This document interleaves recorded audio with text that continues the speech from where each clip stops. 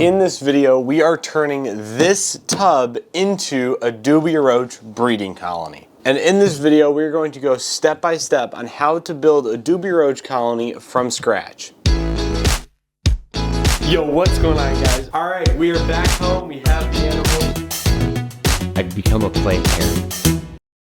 For this build, you are going to need a tub, some sort of heat mat. This is an old heat mat that I'm using just to recycle, but you can buy them in a big roll. Some aluminum tape to tape the heat mat onto the tub. You're also going to want a thermostat. I don't have it here because it is already attached to my other enclosures, but I'll be able to plug it in to the heat mat so it doesn't overheat and end up killing your Dubia roaches. And some sort of ventilation. I am using 3D printed vents, but you can use either a drill bit to drill tiny holes on the top or on the side.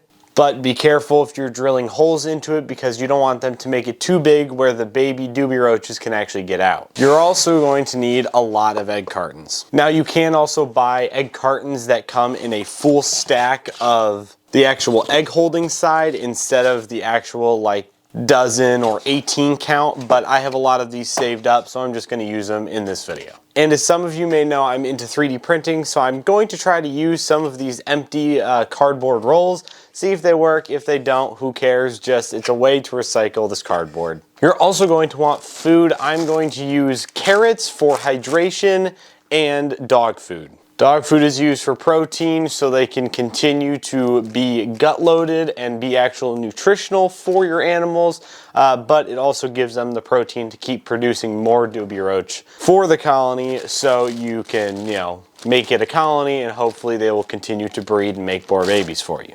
And of course, you're going to need your Dubia roaches. I have them in this little container because I wasn't doing this video right away.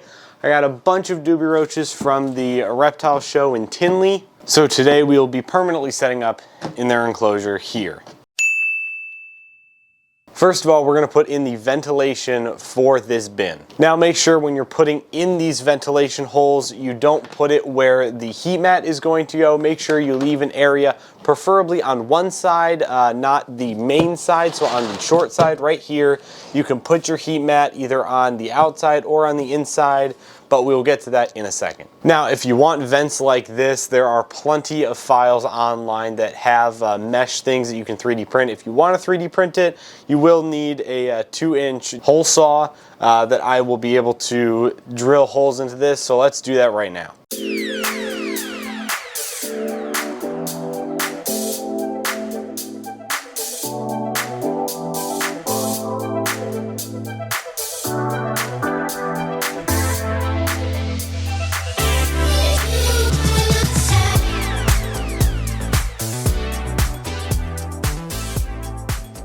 We are done with the ventilation. You can't see them very well because it is black on black plastic, but you have 7 vents, 1 on the corner right there, and then 3 more on the other side. Next, we are going to add this guy. I will be placing this on the non-ventilated side. Now, if you buy Zoomed's heat mat, which I wouldn't, they're a lot more expensive than just buying a whole roll of it. But this is one, again, I had laying around. So this side is sticky, but I will be using the aluminum tape to secure it because they tend to just fall off over time, so it's better to secure them fully with aluminum tape.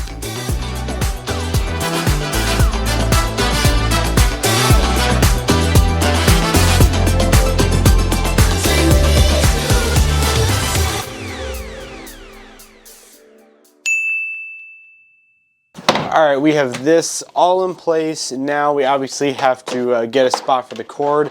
We'll do that at the end. Now we have to put all of the accessories on the inside. In terms of feeding, I like to keep 1 egg carton on top just so I can pour all of the food in it, and it makes it really easy to clean on a week-to-week basis. Now, obviously, Dubia roaches will poop, so you will need to clean them out, give them a full clean. But for day-to-day maintenance and week-to-week maintenance, it goes a lot easier if you have 1 main container to hold all of the food and all of the bits that they don't end up eating. So with that being said, let's grab all of our egg cartons and some of our 3D printing spools and set this up.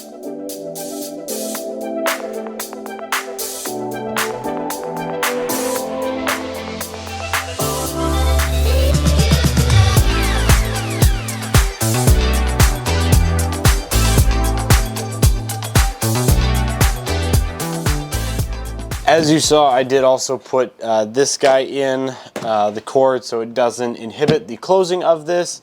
But now, realistically, that's all you need.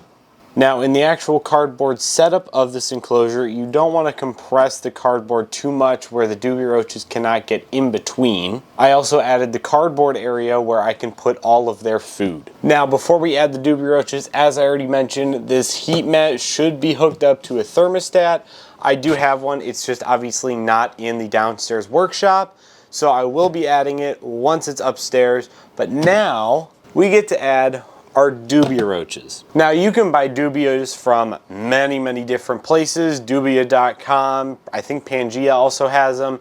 You can buy them from almost anywhere. Now I bought large ones so I don't have to spend the time raising them up, but to get a cheaper price for more of them, you can buy just the small ones, which are just baby Dubia roaches, and then eventually they will grow, but obviously it's going to inhibit the growth time of your colony to a producing colony that has a continuous cycle of adults to babies where you can feed to your animals.